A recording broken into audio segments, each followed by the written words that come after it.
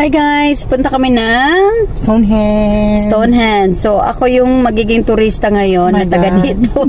Taga dito lang sa England. So, itutur ko yung ating dayuhan dito sa Inglaterra. Okay, let's go! Let's go! Before we start our journey nga pala guys, nakapagbayad na ako dyan ng Dartford Crossing Charge via online. Ito yung parang sa Pilipinas sa iToll fee.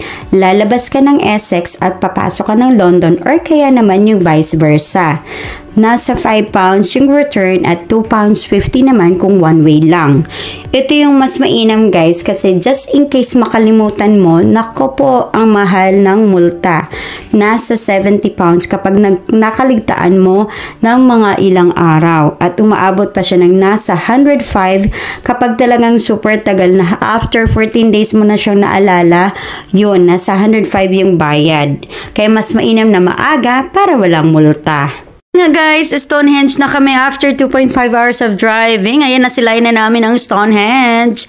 And bago nga pala kami guys pumasok dito sa exhibition nila, ay kailangan namin mag-queue doon sa pre-book ticket. Kasi doon nila ilalagay ang aming wristband. At dahil nga binook namin yung aming tickets a night before kami magpunta ng Stonehenge, kaya doon kami sa pre-book ticket.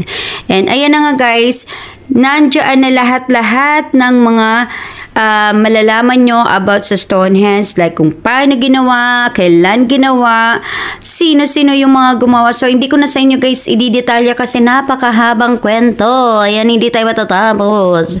And ayan na nga siya guys, napakadaming impormasyon na malalaman dito sa exhibition na to bago kayo dumako dun sa talagang pinaka-Stonehenge na stone. Stone nga kaya Stonehenge. Charing. Ayan na nga. After namin guys dito sa exhibition ay dumiretso na kami sa village kung saan nasa likod lang naman siya ng exhibition center. Kita namin dito kung anong klaseng pamumuhay ang meron ang mga naunang tao. So, yung klase ng kanilang pananamit, ang kanilang tinutulugan, ang kanilang ginagamit sa pagluluto, at yung mga gamit nila sa loob ng bahay na kung ano-ano pa man. Napaka-interesting talaga ng lugar na to guys. Kaya kung iisipin nyo, napaka-unbelievable kung paano nila na-survive yung mga panahon na wala pa masyadong kagamitan. And to think guys, na yung location ng Stonehenge mismo ay madistansya sa tinitirhan nila kung saan sila ay natutulog, nagpapahinga after nilang unti-untiin yung pagtayo ng Stonehenge. Napaka-impressive talaga. Super dami ko nalaman about dito sa location na to.